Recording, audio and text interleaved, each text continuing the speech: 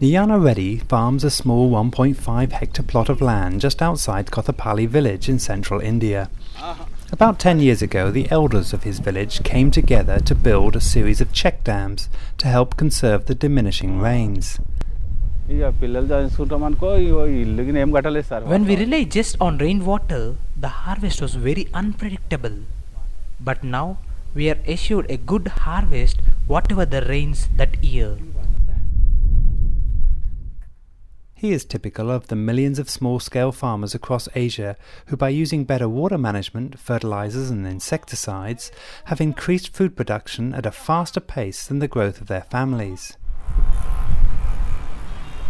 Over the last 4 parts of this series, I've made the case that populations in Asia are rising faster than food production, and a crisis will develop if nothing is done.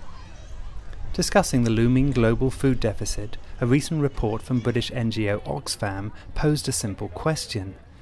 Is the answer to our food needs to produce more food, or is it simply to fix our broken food system? In the previous part of this series, I discussed the broken food system, and in this part I explain the contentious debate over increasing food production.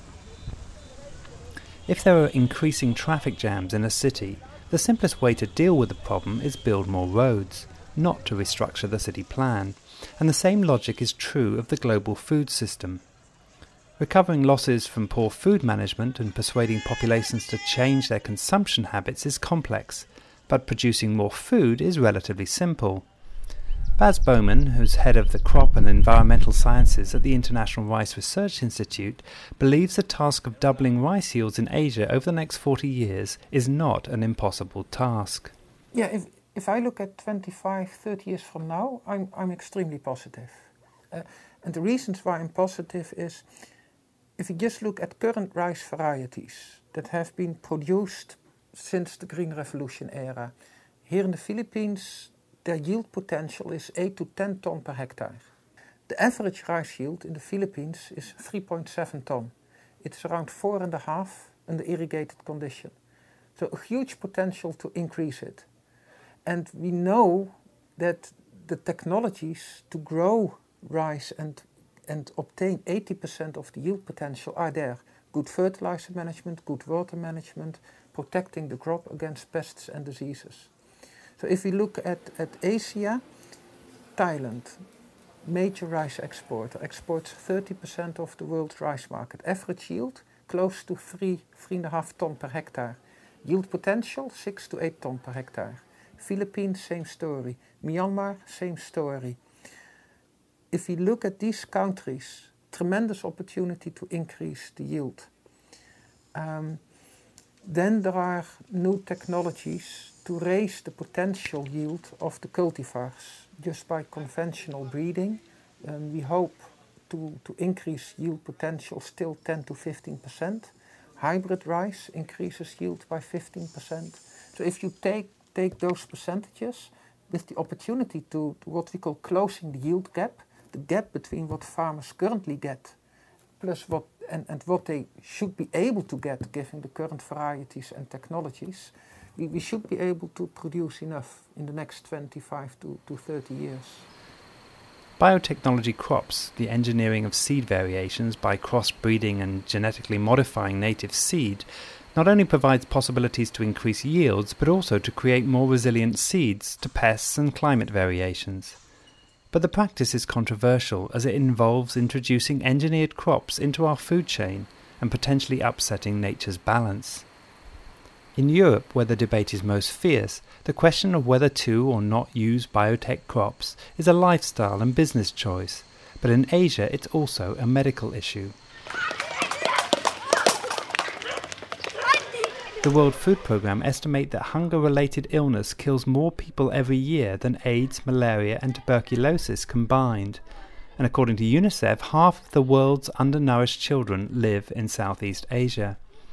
Biotechnology scientists argue new GM crops like the vitamin A-rich golden rice have the potential to address some of the nutritional deficiencies and improve health in Asia's poorest communities. At the University of Philippines, Los Baños, across the street from the International Rice Research Institute where golden rice is being developed, Professor of Crop Science Ted Mendoza promotes an alternative organic system of increasing yields.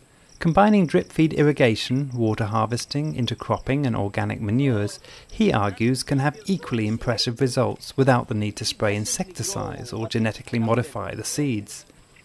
Mendoza refuses to accept the food crisis even exists. He believes the scare is manufactured by the agribusiness industry, which he claims are the main beneficiaries from the commercial fertilizers, insecticides and seed variations that the farmers are encouraged to buy to increase yields.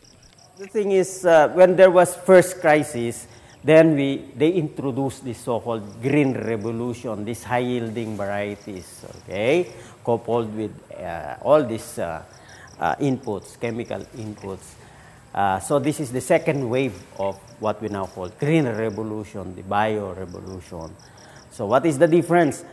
The difference is that this is a more potent way of addressing the food crisis, which will bring about more crisis. You know why? Because you are controlling the basic input, which is the seed.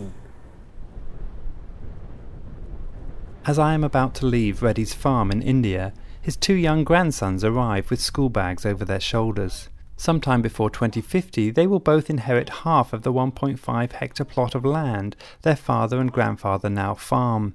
Like their grandfather, they too will be challenged to double the crops currently being harvested, as well as dealing with the effects of climate change, if they too are to enjoy the same level of living they have today. Since my harvests increase, so my livelihood has gone up. We now eat good food and we can send my grandchildren to better schools. But who knows what the future will bring.